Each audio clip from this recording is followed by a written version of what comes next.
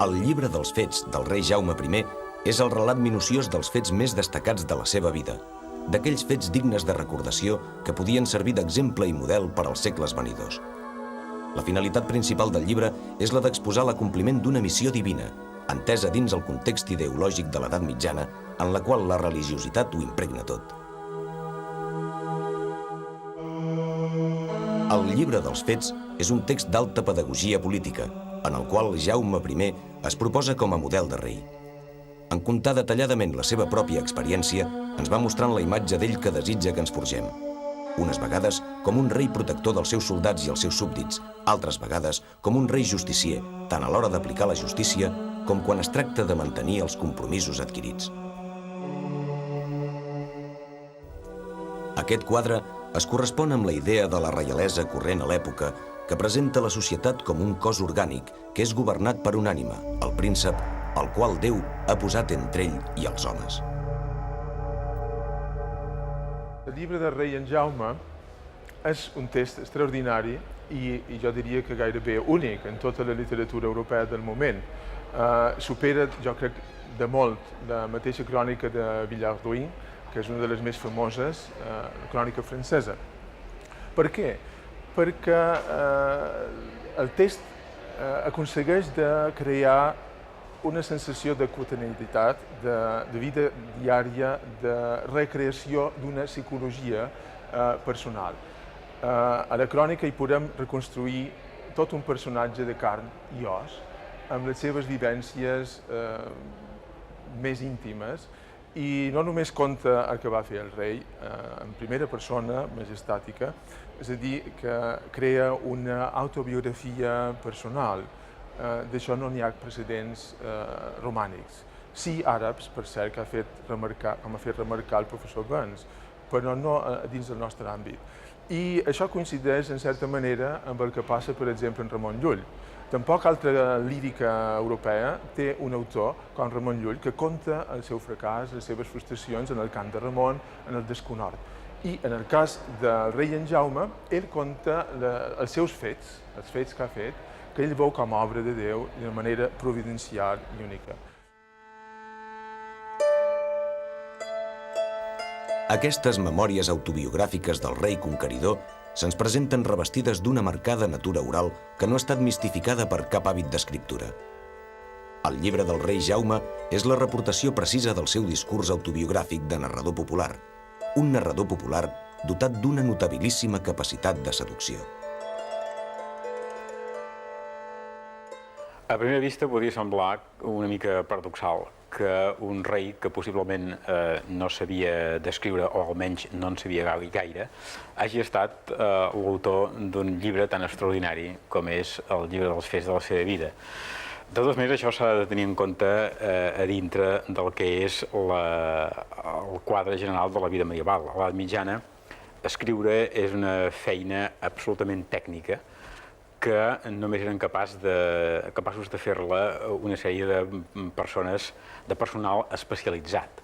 Normalment, a l'edat mitjana, els llibres es dictaven, solien dictar-se més que no pas escriure's directament. De totes maneres, el llibre del rei en Jaume no és tampoc exactament un llibre dictat, perquè quan nosaltres dictem o escrivim per escrit, ens expressem d'una manera deliberada, ordenant bé el discurs, parlant només de les coses que fan referència al que volem dir i amb la voluntat expressa d'informar, essencialment. En canvi, quan nosaltres expliquem alguna cosa en tertúlia, en conversa, en qualsevol situació informal, no pretenem tant exactament informar com influir sobre les altres persones i convèncer. Aleshores, el nostre relat s'ornamenta des del punt de vista literari extraordinàriament. Creem expectatives, per exemple, fem allò de començar dient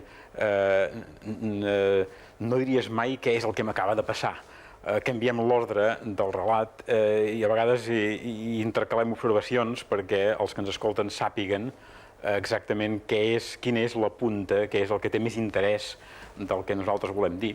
De manera que, a diferència de la narració escrita, la narració oral és un relat, diríem, tridimensional.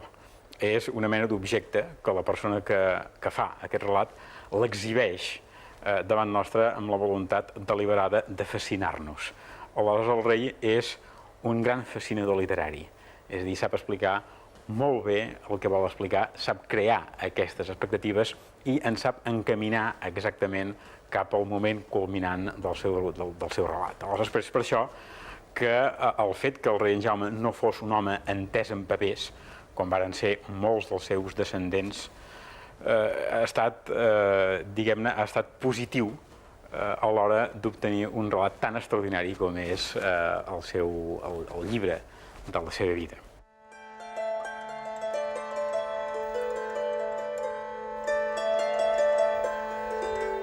No hi ha cap príncep europeu dels segles XII-XIV que ens hagi fet arribar de forma tan immediata la seva pròpia veu de polític i d'home d'acció, que devia ser, d'altra banda, pràcticament analfabet. Però l'extraordinària habilitat en la narració dels esdeveniments fa que el llibre dels fets, tot i la seva innegable oralitat, pugui ser considerat com una peça cabdal de la literatura historiogràfica. Jo crec que el rei en Jaume és efectivament un gran escriptor i potser diria que és dels escriptors medievals que encara ens queda per descobrir. El que passa que no és un escriptor escrit, sinó un escriptor oral, i aquesta és la seva especificitat. Diguem que normalment en la paraula escriptor no distingim entre el fet de compondre l'obra, o sigui, l'aspecte d'autor de l'obra, i la part purament mecànica d'escriure-la, que en principi la pot fer un secretari, un amanuense, un copista. Aleshores el rei, evidentment, era una persona poc donada a l'escriptura manual, efectivament, com els grans personatges de la seva època, com per exemple en l'actualitat a cap director d'una gran empresa li podria fer les cartes ell personalment a mà, però en canvi era un gran narrador de tertúlia. Sabia explicar molt bé les coses que ell tenia interès a explicar. I és precisament per aquesta seva gran habilitat narrativa que em penso que el podem considerar com un dels grans escriptors, com un dels grans autors o com un dels grans contadors de la nostra literatura, no solament medieval, sinó de tots els temps.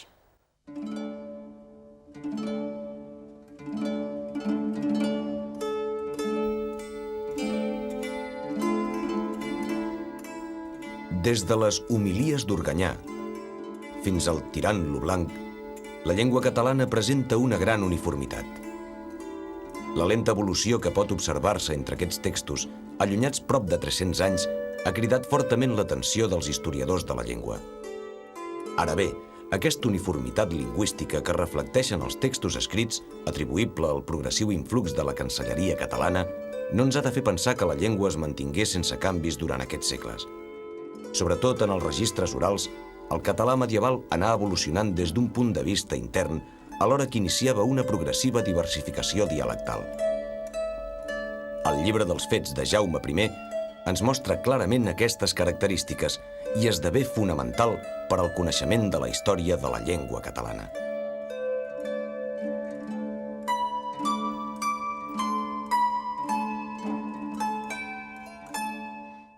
La unitat de la llengua catalana i els contrastos dialectals a l'edat mitjana són perfectament compatibles.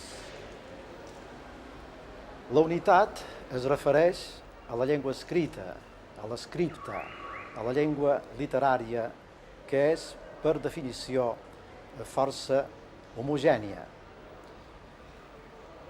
Tant és així que molts escriptors que diuen a l'edat mitjana escriure una obra en vulgar mallorquí o bé en llengua valenciana, a l'hora d'analitzar els trets específics mallorquins o valencians d'aquesta obra, resulta que brillen per la seva absència.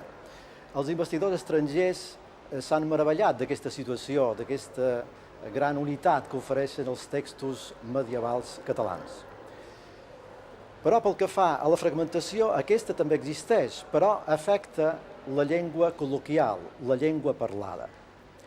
I això és veritat al segle XIII i és veritat al segle XIX. Al segle XIX, naturalment, aquesta fragmentació, aquesta desagregació tenia molta més força, tenia un relleu més important, però és indubtable que ha existit en tota època. I això s'explica per causes molt diverses, de tipus històric, de tipus geogràfic, de tipus social, que han provocat una desagregació en la llengua històrica catalana. Per tant, d'un costat, unitat, quan ens referim a la llengua literària, a la llengua escrita, i, per l'altre, fragmentació, quan ens referim, sobretot, a la llengua col·loquial, a la llengua parlada. Les particularitats lingüístiques del Llibre dels Fets són subratllades per les nombroses variants dels diversos manuscrits que se'n coneixen. Un del 1343, un altre del 1380 i 5 més dels segles XV i XVI. Si bé no ens ha pervingut el text original del llibre, redactat en època del rei Jaume I, ni cap còpia coetània, a través del manuscrit més antic i més important, el de 1343, conservat a la Biblioteca de la Universitat de Barcelona, podem endinsar-nos en la llengua parlada del segle XIII. El caràcter oral del Llibre dels Fets determina tot un estil narratiu i tota una estructura sintàctica. La construcció del discurs de Jaume I resulta sovint poc treballada, poc clara i poc ortodoxa gramaticalment parlant, ben lluny, per exemple, de la prosa de Ramon Llull, però per això mateix es fa extraordinàriament viva, real, parlada. La crònica de Jaume I és un exemple força interessant de llengua literària d'un costat, llengua escrita, i presència parcial, tímida, de la llengua col·loquial. S'ha dit que el Llibre dels Fets de Jaume I és una obra, sobretot, de caire molt esporàdic, que és com una història contada, i no és estrany, doncs, que dins d'aquesta gran unitat de la llengua que reflecteix l'obra hi trobem, sempre segons els manuscrits, alguns reflexos de caràcter dialectal. Si el manuscrit H, per exemple, que confon les As i les Es, àtones, no accentuades, que és el reflex de la E neutra, indubtablement vol dir que l'autor el copista, era de procedència oriental. En canvi, hi ha alguns altres manuscrits on hi ha presència de mots com arc de Sant Joan per arc de Sant Martí, o de la variant oroneta per oroneta, sembla que són imputables a copistes de procedència occidental.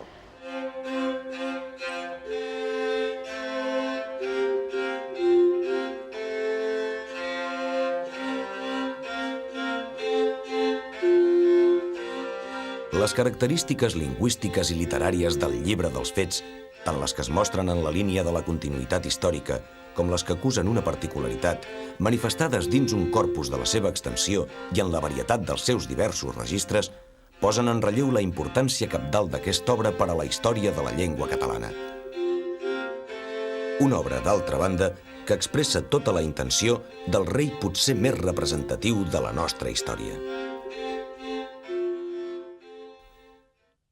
E per tal que els hòmens coneguessen e sabessen que n'hauríem passat d'aquesta vida mortal, so que nos hauríem fet, ajudant-nos lo Senyor poderós, en qui és vera Trinitat, lleixam aquest llibre per memòria. E aquells qui volran oir de les gràcies que Nostre Senyor nos ha feites, e per dar exempli a tots los altres hòmens del món, que facen so que no sabem fet, d'emetre sa fe en aquest Senyor, qui és tan poderós.